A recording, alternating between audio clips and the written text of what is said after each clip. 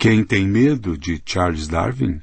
De acordo com uma pesquisa Gallup de 2012, apenas 15% dos americanos pensam que o Homo sapiens evoluiu somente pela seleção natural, sem nenhuma intervenção divina. 32% sustentam que os humanos podem ter evoluído de formas de vida anteriores num processo que levou milhões de anos, mas que Deus orquestrou todo esse espetáculo. 46% acreditam que Deus criou os humanos em sua forma atual, em algum momento dos últimos 10.000 anos, exatamente como relata a Bíblia. Passar 3 anos numa faculdade não exerce nenhum impacto na formação dessas opiniões. A mesma pesquisa descobriu que, entre os graduados com bacharelado, 46% acreditam na história bíblica da criação, enquanto apenas 14% pensam que os humanos evoluíram sem nenhuma supervisão divina. Mesmo entre os que têm mestrado e doutorado, 25% acreditam na Bíblia, ao passo que apenas 29% acreditam somente a seleção natural, a criação de nossa espécie. Embora as escolas não estejam, evidentemente, fazendo um bom trabalho no ensino da evolução, os fanáticos religiosos ainda insistem que ela não deveria ser ensinada. Alternativamente, exigem que se ensine também a teoria do design inteligente, segundo a qual todos os organismos foram criados de acordo com o projeto de alguma inteligência superior, também conhecida como Deus. Ensinem ambas as teorias, dizem os fanáticos, e que as crianças decidam por si mesmas. Por que a teoria da evolução suscita tais objeções enquanto ninguém parece se incomodar com a teoria da relatividade ou com a mecânica quântica? Por que os políticos não pedem que se apresentem às crianças teorias alternativas sobre matéria, energia, espaço e tempo? Afinal, à primeira vista, as ideias de Darwin parecem muito menos ameaçadoras que as monstruosidades de Einstein e de Werner Heisenberg. A teoria da evolução apoia-se no princípio da sobrevivência do mais apto, o que é uma ideia clara e simples, para não dizer trivial. Em contraste, a teoria da relatividade e a mecânica quântica alegam que se podem torcer o tempo e o espaço, que algo pode surgir do nada e que um gato pode estar vivo e morto ao mesmo tempo. A despeito de essas noções zombarem do senso comum, ninguém tenta proteger estudantes inocentes dessas ideias escandalosas. Por quê? A teoria da relatividade não enraivece ninguém porque não contradiz nenhuma de nossas crenças queridas. Para a maioria das pessoas, o fato de o espaço e o tempo serem absolutos ou relativos não tem a mínima importância. Se você acha possível torcer o espaço e o tempo, tudo bem, fique à vontade, vá em frente e os torça. Qual a importância disso para mim? Em contrapartida, Darwin nos privou de nossas almas. Se você realmente entende a teoria da evolução, vai aceitar que não existe alma. Essa é uma ideia terrível, não só para cristãos e muçulmanos devotos, como também para muitas pessoas antigas não adeptas de um dogma religioso claro, mas que, não obstante, querem acreditar que cada humano possui uma essência individual eterna que permanece imutável no decorrer da vida e que pode sobreviver intacta até mesmo à morte. O significado literal da palavra individual é o de algo que não pode ser dividido. O fato de eu ser individual, ou seja, indivisível, implica que meu verdadeiro eu é uma entidade holística e não uma junção de partes separadas. Essa essência indivisível continua a existir em todos os momentos sem perder ou absorver nada. Meu corpo e meu cérebro passam por um processo constante de mudança, enquanto os neurônios disparam, os hormônios fluem e os músculos se contraem.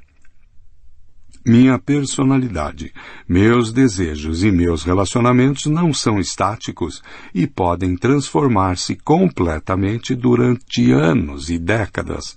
Mas, acima disso, eu permaneço a mesma pessoa desde o nascimento até a morte, e com sorte, além da morte também. Infelizmente, a teoria da evolução rejeita a ideia de que o meu eu verdadeiro é uma essência indivisível, imutável e potencialmente eterna. De acordo com a teoria da evolução, todas as entidades biológicas, de elefantes e carvalhos a células e moléculas de DNA, são compostas de partes menores e mais simples que incessantemente se combinam e se separam. Elefantes e células evoluíram gradativamente, como resultado de novas combinações e divisões. Algo que não pode ser dividido ou mudado não pode ter vindo a existir por intermédio da seleção natural. O olho humano, por exemplo, é um sistema extremamente complexo, formado por numerosas partes menores, como o cristalino, a córnea e a retina. O olho não surgiu do nada, já completo com todos esses componentes. Ele evoluiu em passos minúsculos no decorrer de milhões de anos. Nosso olho é muito semelhante ao olho do Homo erectus, que viveu 1 milhão de anos atrás. É um tanto menos semelhante ao olho do Australopithecus, que viveu há 5 milhões de anos. É muito diferente do olho do Dryolestes, que viveu há 150 milhões de anos. E parece não ter nada em comum com os organismos unicelulares que habitavam nosso planeta centenas de milhões de anos atrás. Mas até mesmo organismos unicelulares dispunham de minúsculas organelas que permitiam aos micro-organismos distinguir a luz da escuridão e se moverem em direção a uma ou a outra.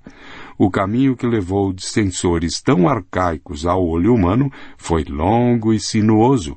Porém, se você dispõe de uma reserva de centenas de milhões de anos, certamente poderá percorrê-lo por inteiro, passo a passo. Poderá fazer isso porque o olho é composto de muitas partes diferentes. Se a cada algumas gerações uma pequena mutação alterasse levemente uma dessas partes, digamos, a córnea se tornasse um pouco mais encurvada, após milhões de gerações, essas mudanças poderiam resultar num olho humano. Se o olho fosse uma entidade holística desprovida de quaisquer partes, nunca poderia evoluir por seleção natural. É por isso que a teoria da evolução não pode aceitar o conceito de alma, se por alma entendemos algo indivisível, imutável e potencialmente eterno. Tal entidade não poderia resultar de uma evolução passo a passo. A seleção natural pode produzir um olho humano, porque os olhos têm partes, mas a alma não.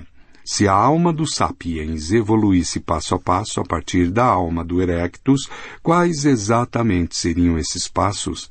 Há alguma parte da alma que é mais desenvolvida no sapiens do que no erectus, mas a alma não tem partes.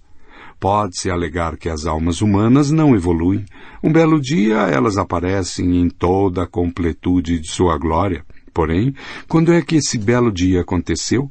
Quando olhamos bem de perto a evolução do gênero humano, é embaraçosamente difícil encontrá-lo. Todo humano passa a existir como resultado da inseminação de um óvulo feminino por um esperma masculino. Pense no primeiro bebê a possuir uma alma.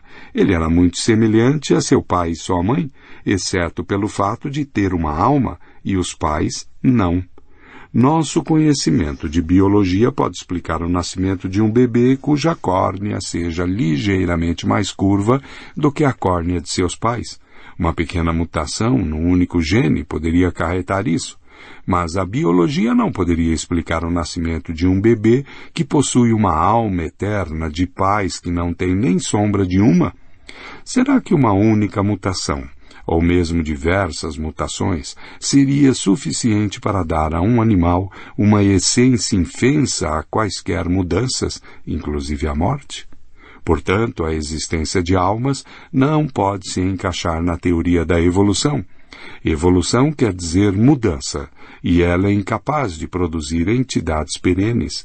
De uma perspectiva evolutiva, o que mais próximo temos de uma essência humana é nosso DNA, e a molécula de DNA é um veículo de mutação e não o trono da eternidade.